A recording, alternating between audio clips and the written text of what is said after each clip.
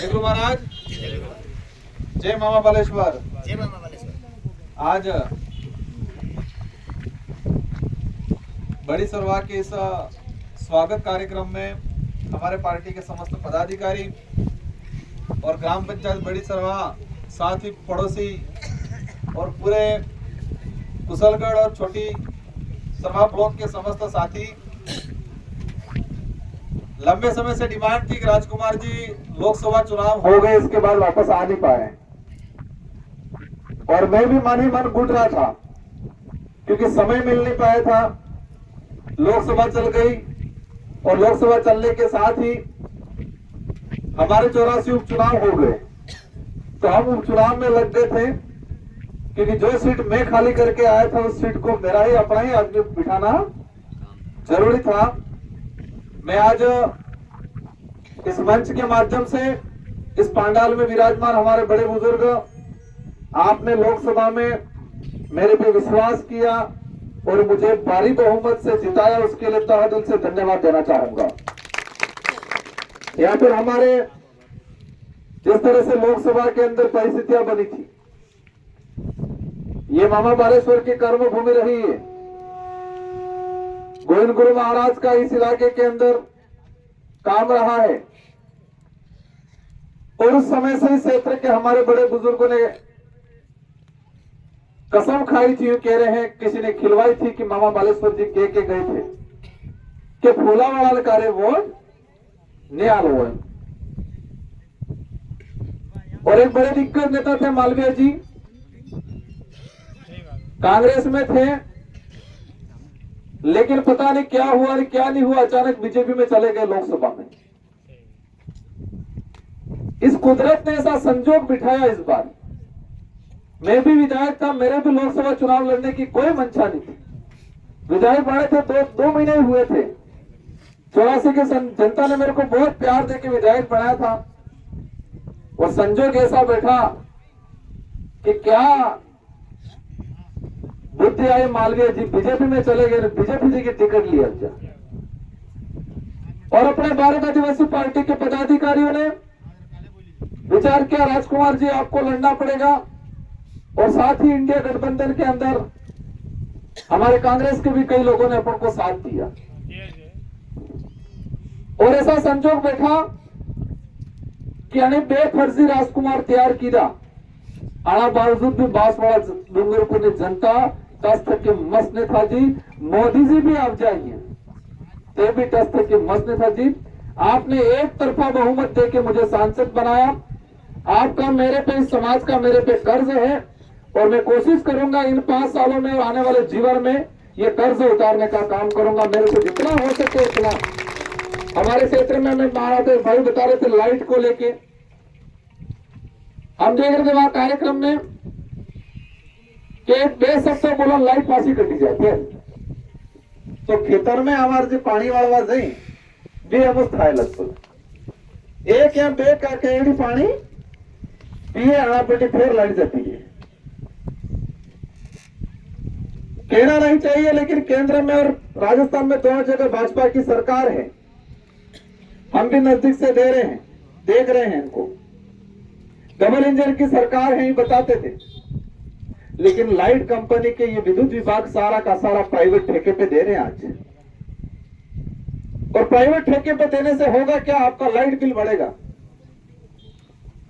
आज स्कूल के अंदर व्याख्याता नहीं लड़ा रहे,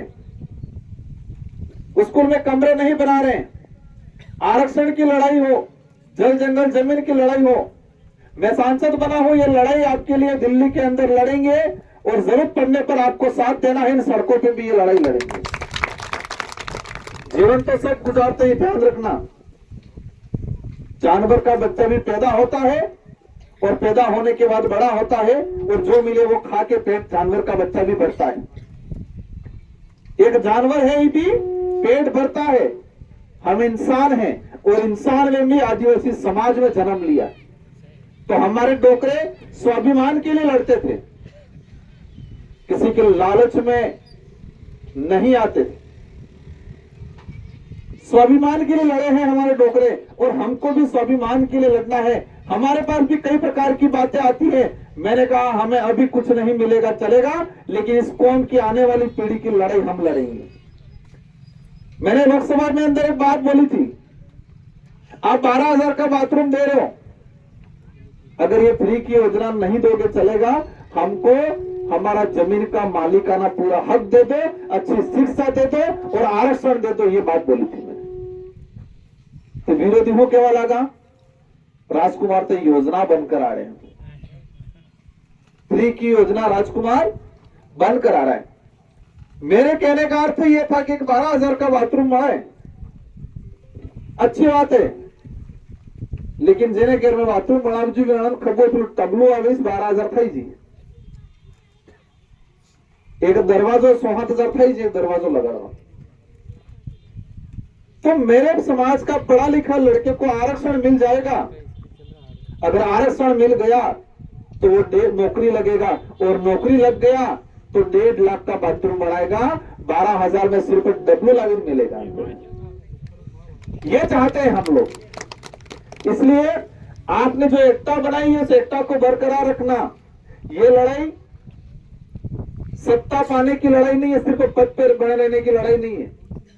ये लड़ाई हमारे जीवन तो गुजरे अच्छे से, लेकिन आने वाली पीढ़ी का हमारे से बेहतर गुजरे, ये लड़ाई है। हर माँ बाप को यह सोचना चाहिए कि मेरी जिंदगी छोटे मोटे अभाव में जी है, लेकिन मेरे बच्चे की जिंदगी उससे बेहतर स्थिति में जीनी चाहिए, ये सोच के हमको जीना है। तकलीफ होती है, सरकारें घोषणा करती है, अच्छा लगता है क्योंकि मेरे समाज को जरूरत है, लेकिन तकलीफ यह होती है कि विकास के नाम पे आज ये कुशलगढ़ वाला अपना ये इलाका है, छोटी सरवा वाला पानी का अभाव है, यहाँ की 50% जनता अपने अहमदाबाद जाए मजदूरी करवा बोले जाएंगे। तो अहमदाबाद में हो कंडीशन हमें जुन आप जावे, खावाना ठिकाना नहीं, रहवाना ठिकाना नहीं। आदमी तो जा रहा है, लेकिन पूरा परिवार बच्चा लेके जा रहे हैं। तो कुछ चीजें हम करेंगे, आपके पानी की सुविधा हो, स्कूलों में टीचर लगाने की हो, स्कूल में काम कराने की हो, आरक्षण की लड़ाई हो, यहाँ पर कुटीर उद्योग लगाने की हो, ये लड़ाई हम लड़ेंगे, ये काम हम कराएंगे। लेकिन आपसे मैं 2-4 अनुरोध करना चाहूंगा, और विशेषकर कुशलगढ़ वाला थे कि बे कहीं नाचो हूं। एक तो हमारे लिए में આપણે छोटो मोटो सुई सुया वालों को लफड़ो था, एक गांव में बीजा काम तो 50,000 ने पहले फर्स्ट हो के बाकरी हो गई, बार बुकड़ीस खाई 3 तक 4 लाख ने 5 लाख में काजरू करी, ये बंद कर दीजिए। मैं उस धरती से आता हूं, बासी आपने सुना होगा गोविंद गुरु महाराज की जन्मभूमि, और गोविंद गुरु महाराज ने पहली भक्ति हमारे रोग गोत्र के हमारे परिवार में, हमारे परिवार के गोत्र के लोग थे, कलजी पे हमारी भक्ति शुरू की थी। तो गोविंद गुरु महाराज एक कह दी, तू अगर भक्ति करो तो कोई न खो न की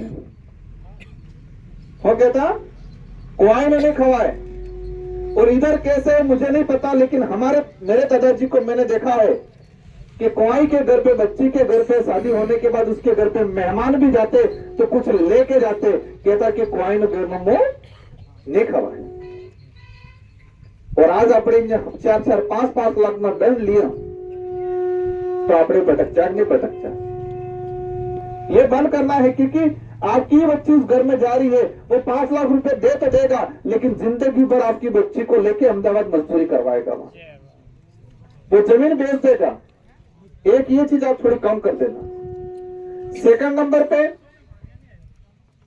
एक अपने ये पढ़ने थे नौतरे थे,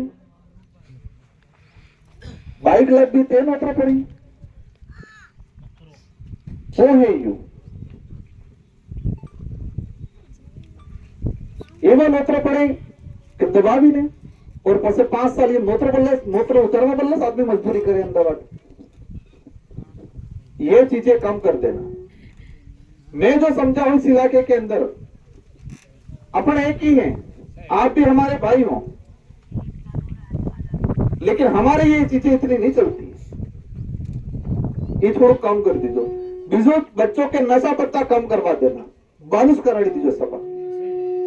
नशे पत्ते से गोविंद गुरु महाराज भी, मामा बालेश्वर भी इस चीज का विरोध क्योंकि कोई भी आदमी का पतन होने का मुख्य कारण है नशा।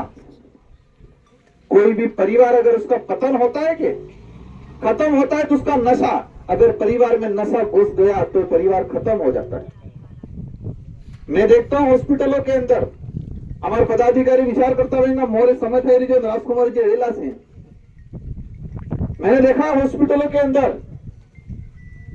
परिवार में किसी सदस्य के जिनको कैंसर होगी हॉस्पिटल में जाते हैं, डॉक्टर के डायलिसिस करी पड़े, सप्ताह में बेदाड़ा ऑपरेशन करो पड़े, पूरा परिवार हगा वाला सब मरीने 4-5 लाख रुपए खर्चा करे, फिर भी आदमी नहीं बचता है। वो कैंसर से मरेगा जरूर, लेकिन पीछे वाले पूरे परिवार को मार के जाएगा। वो तो जीव थे कि जाए, लेकिन पीछे परिवार, क्योंकि परिवार में पैसा खत्म हुआ उसका प्रभाव छोटे बच्चे पे पड़ेगा, बच्चा स्कूल नहीं जा पाएगा, बच्चे को सही खाना नहीं मिल पाएगा तो पूरा परिवार बर्बाद हो जाएगा। इसलिए नशे पत्ते से दूर रखना, बच्चों को पढ़ाई करवाना। मैं समझ रहा हूं स्कूलों का अभाव है, स्कूल में टीचर नहीं है, लेकिन ये लड़ाई हम लड़ेंगे और आपको साथ देना है। लेकिन बच्चों को पढ़ाना, आज मेरे को भी मेरे माँ बाप ने नहीं पढ़ाया होता, मेरी माँ ने मेरे को नहीं पढ़ाया होता तो मैं आपके बीच में नहीं आ पाता, मैं नहीं पढ़ा होता मैं सांसद भी बढ़ जाता, लेकिन आपके लिए मैं दिल्ली में आवाज नहीं उठा पाता था।